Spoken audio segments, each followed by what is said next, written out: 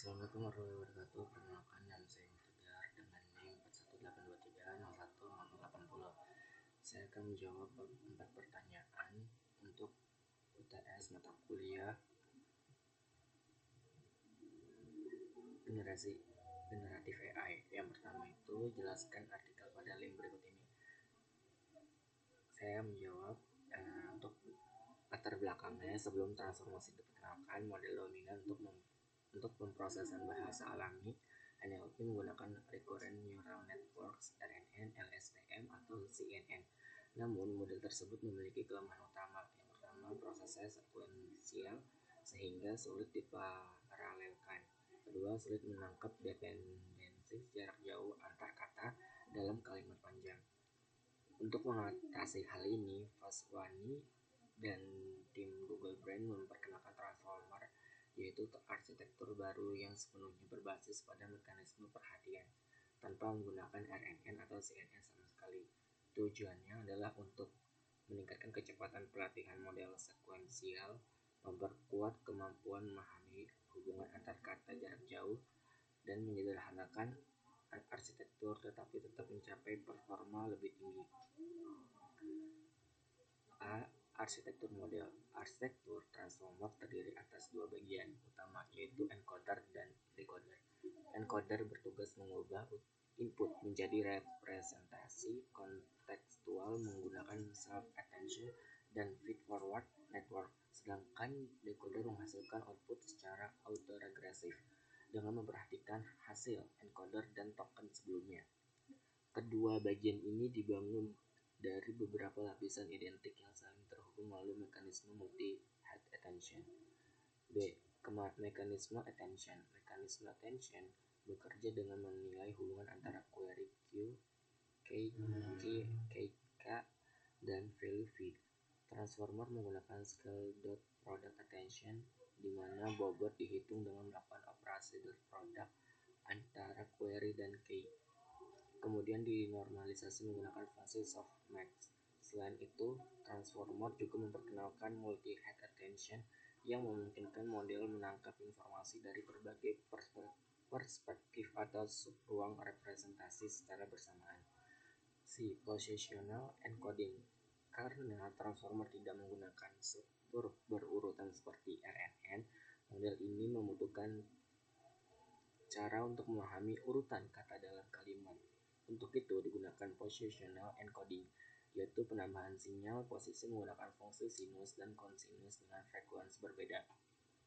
Metode ini membantu model mengenali posisi relatif antar token sehingga tetap memahami konteks urutan dalam input. D. Keunggulan self-attention. Lapisan self-attention memiliki sejumlah keunggulan dibandingkan lapisan recurrent atau konvolusional. Self-attention memiliki kompleksitas komputasi yang lebih rendah, dapat diparalelisasi penuh, dan mampu menangkap dependensi jarak jauh dalam satu langkah.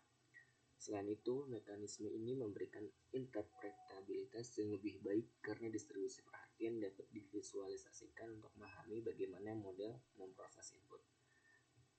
Hasil eksperimen. Pada eksperimen WMT 2014, transformer menunjukkan hasil luar biasa, skor BLEU 28,4 untuk terjemahan Inggris Jerman dan BLEU 41,8 untuk Inggris Perancis, melampaui semua model sebelumnya termasuk yang berbasis RNN dan CNN. Selain itu, waktu pelatihan hanya sekitar 3,5 hari dengan D8 GPU yang jauh lebih efisien dibandingkan model terdahulu. Transformer juga terbukti dapat digeneralisasikan ke tugas lain seperti English Constituency Parsing, bahkan dengan data terbatas. Kesimpulannya, transformer memperkenalkan paradigma baru dalam memprosesan bahasa alami dengan menggantikan seluruh komponen konsekuensial menggunakan attention mechanism. Model ini tidak hanya memberikan kualitas hasil yang lebih tinggi, tetapi juga efisiensi pelatihan yang luar biasa. Dengan kemampuannya menangani dependensi jarak jauh dan paralelisasi penuh, transformer menjadi fondasi utama bagi model modern seperti BERT, GPT, dan T5 yang kini mendominasi berbagai aplikasi kecerdasan buatan. Soal nomor 2. Dalam arsitektur pembelajaran mendalam berikut ini ada bentuk kerugian pada link. berikut ini. Dari masing-masing kelompok di bawah ini: A. Probabilistic losses, B. Regression losses, C. Hing losses for maximum margin classification. Untuk jawabannya yang pertama itu probabilistic losses, yang dimana ini ada satu class yang yaitu Poisson class. Dalam class adalah salah satu fungsi loss yang digunakan untuk menghitung Poisson loss, yaitu selisih antara nilai prediksi dan nilai sebenarnya berdasarkan distribusi Poisson. Fungsi ini umumnya digunakan dalam model yang bertujuan untuk memprediksi data hitungan seperti jumlah kejadian dalam periode waktu tertentu, misalnya jumlah pelanggan, transaksi, atau insiden.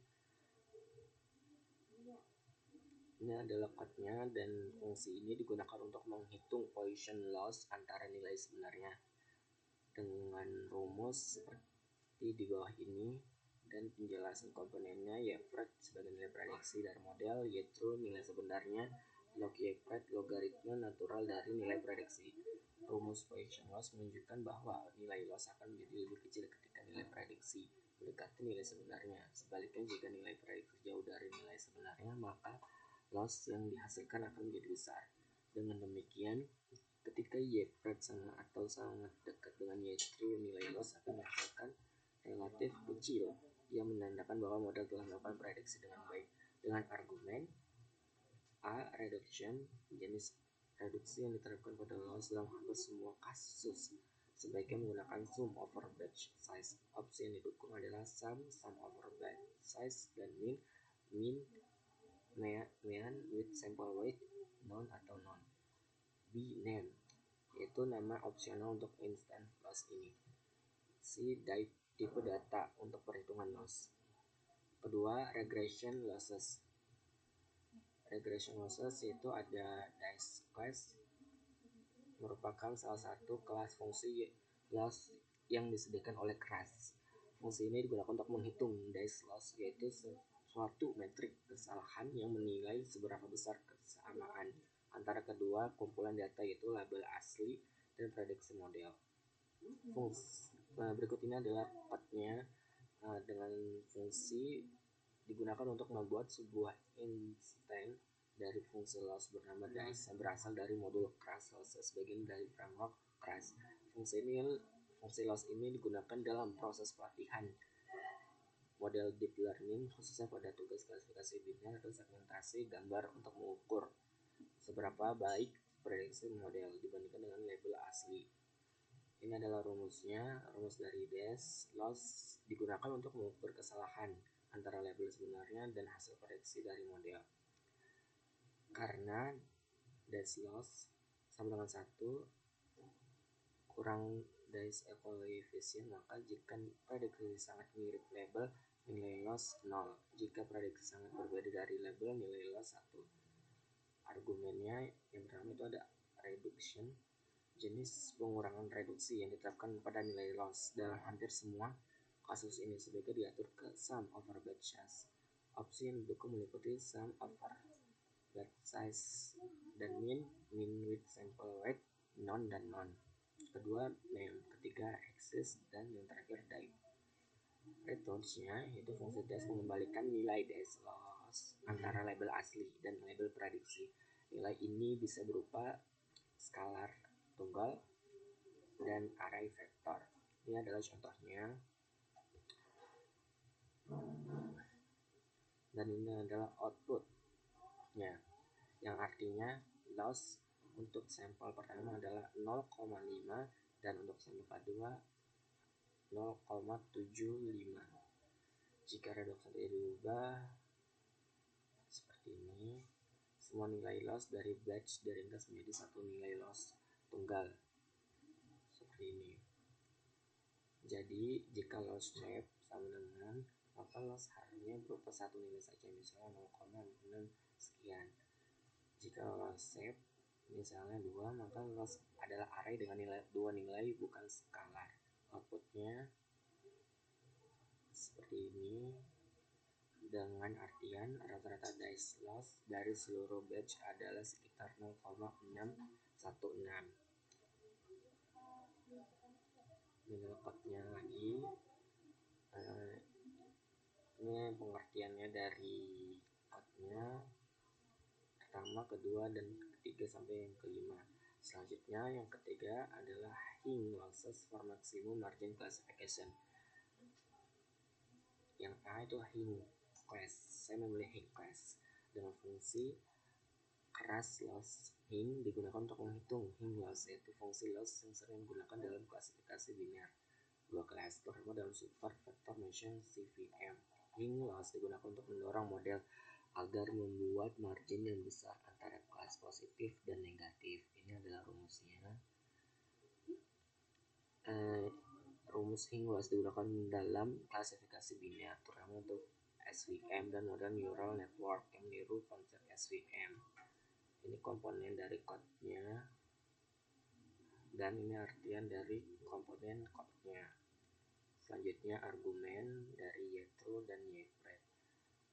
Untuk ytrue adalah nilai label asli dari data yang digunakan, dan ypred adalah hasil prediksi model dengan bentuk yang sama seperti ytrue. Nilai kembali atau returns. Fungsi ini mengembalikan nilai Hing loss dalam bentuk, artinya setelah menghitung loss, dimensi terakhir dari input akan dirangkum sehingga dimensi output loss berkurang satu. Ini contohnya.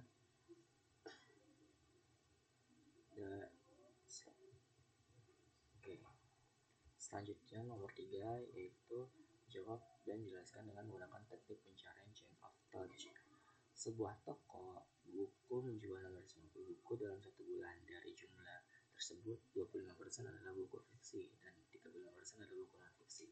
Sisanya adalah buku pelajaran. Berapa banyak buku pelajaran yang terjual pada bulan itu? Untuk jawabannya adalah sebagai berikut. Dengan prompt yang akan digunakan ke ChatGPT dengan hasil seperti ini, dan promptnya adalah: pertama, tentukan jumlah buku fiksi dengan menghitung 25% dari 650 buku dalam 1 bulan. Selanjutnya, hitung 35% dari 650 buku untuk mengetahui jumlah buku non fiksi. Setelah kedua hasil diperoleh, maka jumlahkan keduanya. Terakhir, kurangi total buku keseluruhan dengan hasil penjumlahan tersebut untuk mendapatkan jumlah buku pelajaran. Dan hasil dari Generate AI by ChatGPT adalah sebagai berikut yang tercontoh pada gambar di bawah ini. Selanjutnya nomor 4, sebutkan minimal 3 alat visualisasi data AI yang ada saat ini. Kemudian jelaskan isi fitur-fiturnya dan apa perbedaannya dari 3 alat tersebut yang sudah Anda jelaskan. Oke, di sini ada 3 alat visualisasi. Ada 3 alat visualisasi data. Saya memilih ketiganya, yaitu yang pertama ada Microsoft Power BI plus Copilot, kedua Google Looker Studio, dan yang terakhir Zoho Analytics. Untuk Microsoft Power BI plus Copilot, fitur-fiturnya yang pertama itu Natural Language Query, yang dimana pengguna dapat mengajukan pertanyaan dengan bahasa alami. Misalnya, tampilkan tren penjualan bulan ini tanpa menulis rumus. Kedua, analisis prediktif dan deteksi pola, yang dimana AI mampu mengenali pola data, tren, serta anomali untuk membantu pengambilan keputusan. Ketiga, integrasi data luas, terhubung langsung dengan Excel, Azure SQL Server, dan berbagai sumber data eksternal. Keempat, visualisasi interaktif, menyediakan berbagai jenis grafik, dashboard dinamis, dan kemampuan berbagi laporan secara real-time. Kedua, visualisasi datanya yaitu Google Looker Studio. Untuk fitur-fiturnya, yang pertama integrasi cloud untuk terhubung dengan Google Sheets, BigQuery, dan Google Analytics secara langsung. Kedua, AI Assist Visualization, yang mana fitur duet AI dapat memberi saran jenis grafik terbaik sesuai data yang digunakan. Ketiga, dashboard interaktif. Pengguna dapat membuat laporan dinamis dengan fungsi drag and drop yang mudah. Keempat, kolaborasi real time dapat diakses dan disunting bersama secara daring oleh banyak pengguna. Alat visualisasi data yang terakhir yaitu Zoho Analytics. Untuk fitur-fiturnya, yang pertama, asisten AI Zia. dapat menjawab pertanyaan dan membuat visualisasi otomatis berdasarkan input bahasa alami. Kedua, pembuatan laporan otomatis. AI membantu menghasilkan laporan dan insight tanpa perlu analisis manual. Ketiga, integrasi multi-platform dapat mengimpor data dari lebih 500 sumber seperti Excel, CRM, dan database online. Keempat, prediksi dan tren. Menyediakan prediksi berbasis machine learning untuk membantu perencanaan bisnis. Berikutnya adalah perbedaan dari ketiga alat yang sudah saya jelaskan sebelumnya. Aspeknya itu ada pertama fokus pengguna, kedua kekuatan AI, ketiga integrasi data, keempat kemudahan penggunaan, dan yang terakhir biaya. Untuk fokus penggunaan pada Power BI yaitu perusahaan besar dan analisis mendalam. Kekuatan AI-nya sangat kuat untuk memprediksi pola dan anomali. Integrasi data pada Power BI yaitu Microsoft dan database besar. Kemudian kemudahan penggunaan, butuhnya pelatihan dan aspek untuk biayanya pada Power BI berbayar karena fitur lengkapnya itu ada di versi Pro, jadi kita tuh harus bayar kalau kita mau pakai versi yang lengkapnya. Selanjutnya, aspek dari local studio. Yang pertama, fokus pengguna, yang dimana pengguna umum dan ekosistem Google. Kedua, kekuatan AI, yaitu menengah rekomendasi visual. Ketiga, integrasi data, Google Cloud dan produk Google.